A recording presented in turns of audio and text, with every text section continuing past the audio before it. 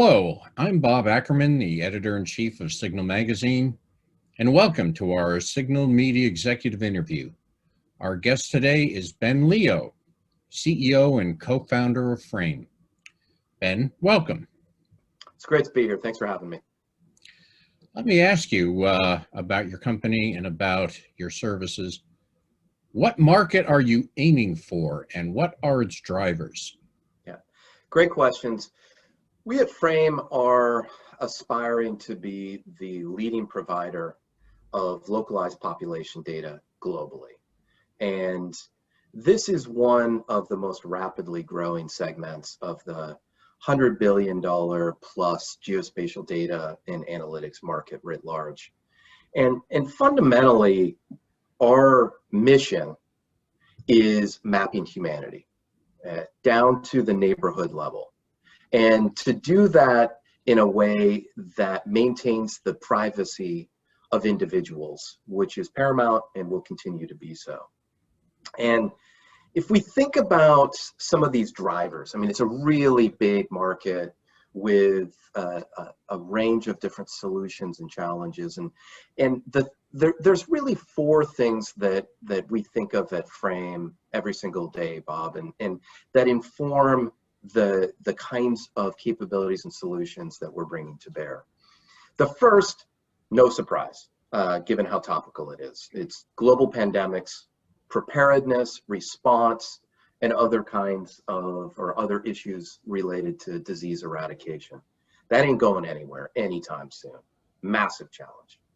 Second is global power competition, which increasingly is dominating government to government relationships and dynamics, particularly when we're talking about global or regional powers. The third topic or driver is around systemic inequality and insecurity. And this is a trend, a driver that continues to affect both the developing world and the developed world in both common and unique ways.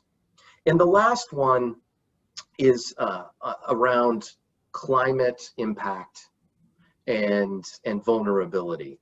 And what we know is that for each of these mega trends or drivers or challenges, the solutions are each going to require really deep insights and analysis into how each of these challenges affect people and communities. And if we think about the U.S. And the government and private partners, we're really darn good at observing things, physical objects from space using satellite imagery. Like we're talking about ships or aircraft or trucks or tanks or things like that. But to address each of these global challenges in a rapidly evolving world, we're going to really need to have a deep sense of what people look like, what they think, and how they behave at more localized levels to be able to come up with these solution sets. And again, in a way that works within the privacy ecosystem or construct that is increasingly paramount.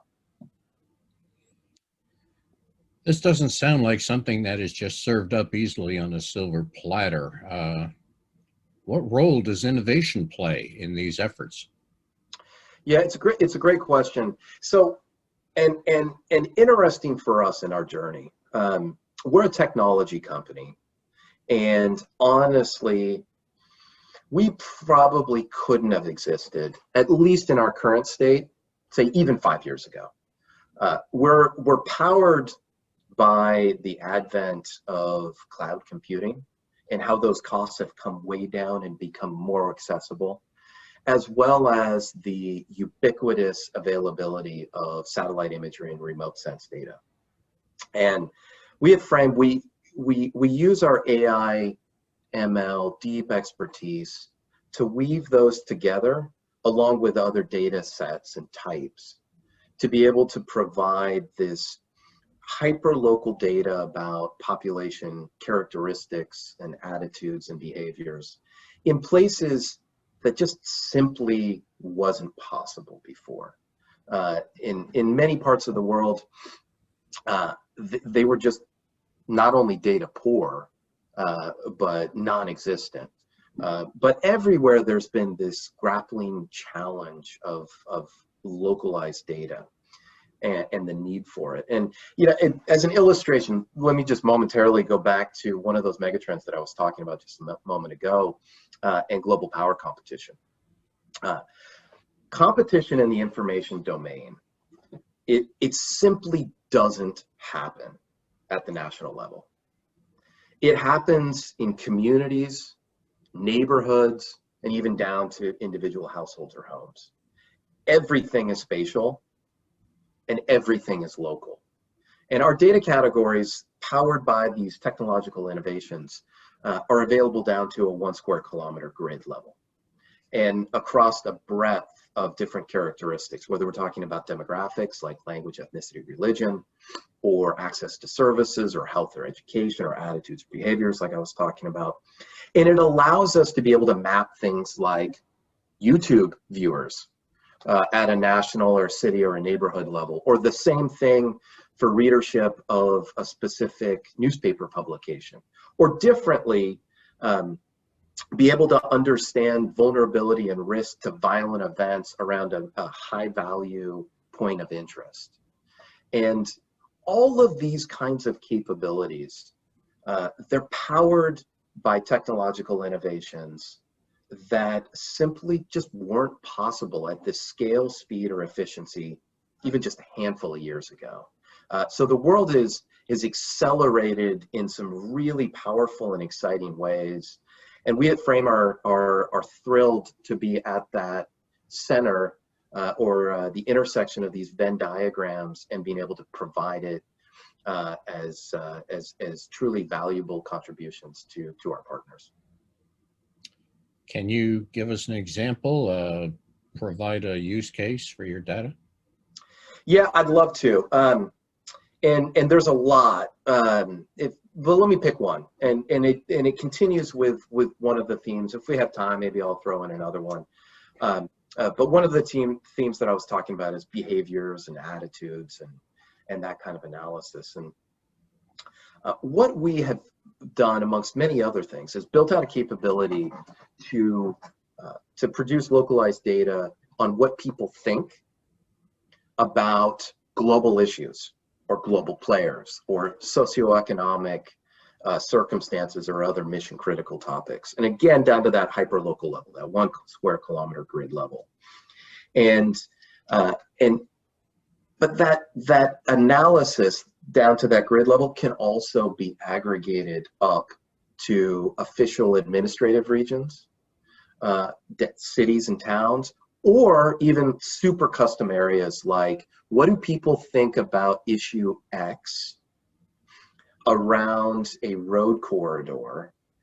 And we're able to refresh this data on a regular basis, so we're able to look at time trend analysis.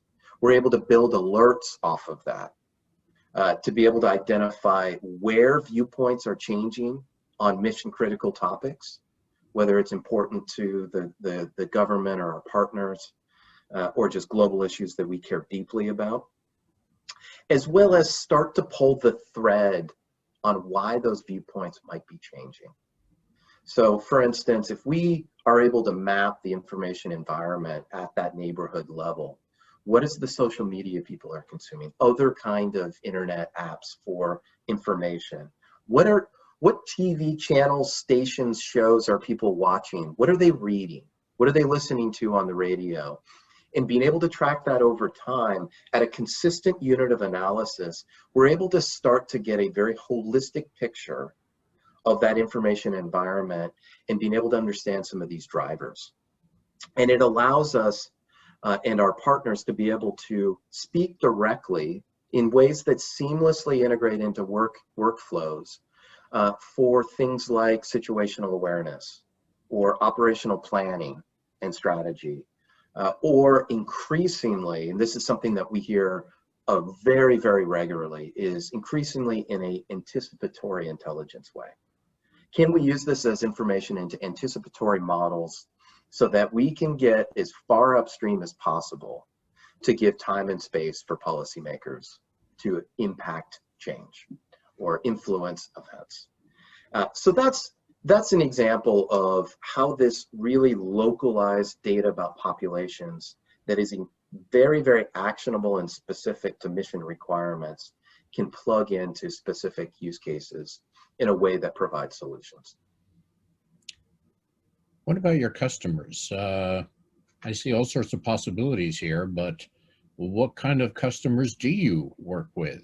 Who benefits from this technology? Yeah, so in some people call us a horizontal company. It's as a data company that's powered by technology. We are able to provide value to a wide range of organizations, but basically they fall into three buckets. The first are commercial players. Basically any company across the globe that is consumer facing benefits from our data. So examples of that would be helping companies figure out where to open a new store or a retail location. We're able to tell them the sales potential in catchment areas with specific drive times, and then they can project out, is that a viable location? Or how does that compare to these 10 other locations? Lots of companies have used us in that way. Global development agencies use us a lot, whether it's the World Bank or USAID or the UN or foundations. They use us, our data, and some of the analytics that sit on top of them to figure out where to target their interventions and projects, where there are concentrations of people that, for instance, lack access to safe drinking water, and where can they move the needle the most if they focus there, as well as monitor the impact and success of their project over time. So that's the second major bucket of organizations that we support. And the third are around national security. So a lot of the things I was talking about up until now. A range of agencies and organizations and teams use us for the kinds of things that I was talking about: situational awareness, operational planning, anticipatory models, figuring out where risk of violent events is the greatest. And for instance, where is Boko Haram likely going to attack in the future based upon community characteristics and the environment in which they live? Those are all the kinds of anticipatory applications that Fraym has. So we work with a lot of different organizations, and the data is the same, interestingly enough. They want the same kind of data, they just have a different lens or a different set of questions that they're trying to apply that data and those foundational capabilities to. So we're really proud of the breadth of players that we help succeed. Your comment, the data is the same. Obviously, you were referring to among your different customers, but that struck me, reminded me of the fact that, frankly, there are other GeoInt firms in the marketplace. What sets you apart from what they do? Yeah, it's a great question, Bob. So we are you're right, there's a bunch of players that do a variety of different things and support a variety of different mission sets. We're the only player that provides localized data on populations at scale and breadth of what I was talking about. So simultaneously down to a neighborhood level, but across an entire country or an entire region at a single go. We drop all of that data simultaneously to our customers, and it becomes foundational information on these populations that get plugged into a whole range of different activities. And the other players that are out there, in a lot of different ways, we view as complementary, actually. And let me give you a couple of examples. So one would be microtask companies. So I shorthand call these the Uber for survey enumerators, using a phone app to deploy people to specific locations to get observational data. Is there a protest in front of a building? Is a particular product available in a marketplace at what price? Are we seeing inflation? There's a range of companies that do this, the micro test companies. We view them as very complementary. They're able to get additional contextual information that sits on top of our foundational content.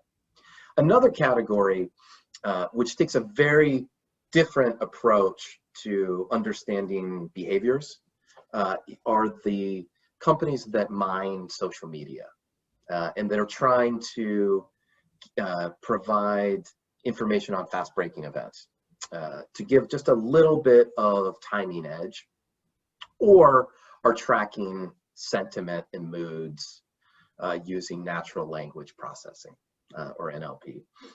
A lot of that is actually not spatially tagged. It's when we're talking about fast-breaking events, absolutely, you know a location. But when a lot of the applications on the mood or sentiment is national. And so again, we view it as very complementary, whereas we're able to get really neighborhood by neighborhood level viewpoints on global issues or global players.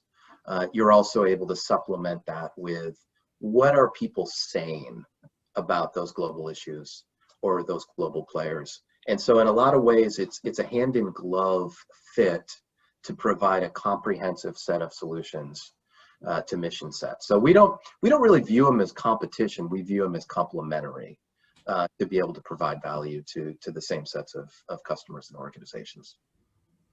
When it comes to information like that, usually a leading question is how much of the enabler is technical and how much is cultural? Technical, of course, would get into proprietary information, but how does your team address the cultural aspect? Well, it's something that is central in a lot of different ways, and one of the things that we find to be particularly powerful in our machine learning algorithms, particularly if we're thinking about the viewpoints of global issues, players, etc., is we are populating those models with hundreds of human characteristics, whether it's language, ethnicity, religion, again, the kinds of media people are consuming, and all of those have at least some level of cultural specificity. And we find, as we all would expect, that there is a significant amount of spatial variability. You see certain kinds of cultural characteristics in some places in greater concentrations than others. All of our models pick that up as predictors or drivers of particular viewpoints. For instance, favorability towards player X or player Y. So it's a way where it is 100% feeding in, and oftentimes those pop as some of the biggest predictors inside of our machine learning models. How much of this is influenced by your company personnel? If I may be forgiven for using the term Fraym team. Well, now that you bring the team up, so we're really proud of our team. We've built a really diverse set of folks, and when I say diverse, I mean in all aspects.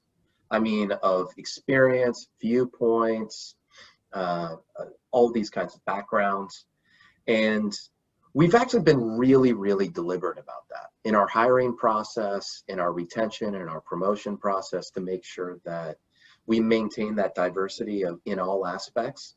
Because fundamentally, I have the most intense of conviction that kind of diversity, when brought together, is how magic happens. That's how we get our best innovation, creative solutions, and new capabilities. And we've been really, really successful over time of attracting really intellectually curious people who are whip smart and really creative, and empowering them to come up with new ways of doing things or thinking about things. And a lot of our innovation is purely homegrown on team or self-initiative. So if we think about our capabilities, what we're doing, the kind of data and foundational content that we provide, it's all about our team. It is all about our people.